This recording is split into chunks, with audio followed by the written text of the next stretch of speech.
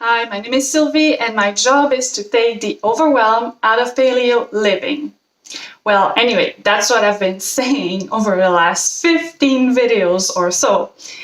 But I am starting to think that what I truly want to do is to help you simplify healthy living for the whole family by giving you practical tips that you can apply in your everyday life.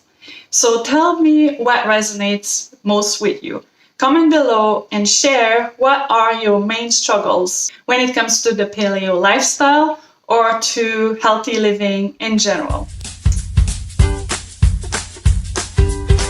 For today's video, I will be sharing my favorite quick and easy paleo meatball recipe. When I was thinking about creating this video, I was actually planning on creating an Instant Pot Paleo meatball recipe.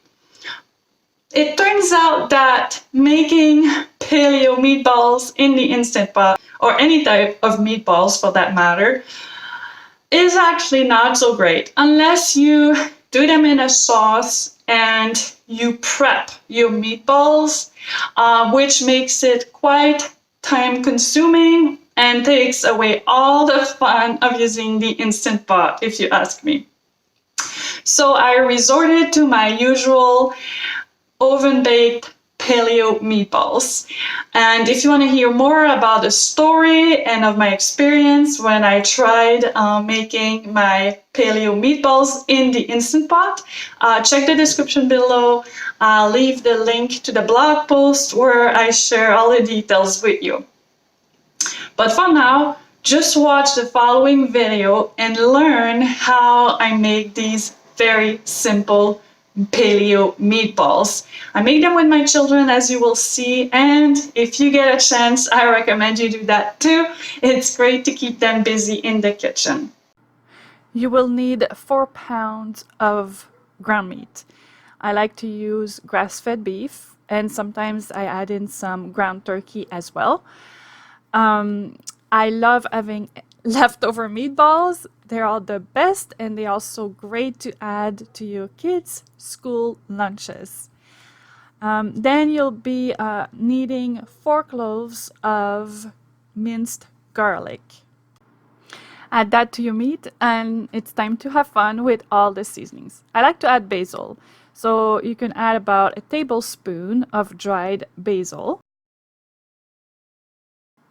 Then add a tablespoon of oregano. I love using parsley, fresh or dried. 1 tablespoon of onion powder. And lastly, about 2 teaspoons of Himalayan salt. Time to add in your almond flour. Mix everything together and form your meatballs. I want to say a few things as you are watching my children shape the meatballs. You can add so many different things to this recipe. You cannot go wrong with making meatballs. You could put shredded carrots, you could put shredded zucchini, you could add riced cauliflower. You can also add some tamari. I find that tamari sauce also makes a great meatball flavor. I encourage you to experiment with that. It's a lot of fun, and the meatballs always turn out amazing. So that's it. I hope you enjoyed this video, and if you try them, let me know what you think. You can really modify them so easily, make them with all the different flavors that you enjoy using in your family. And there is really no way that you can mess up these meatballs.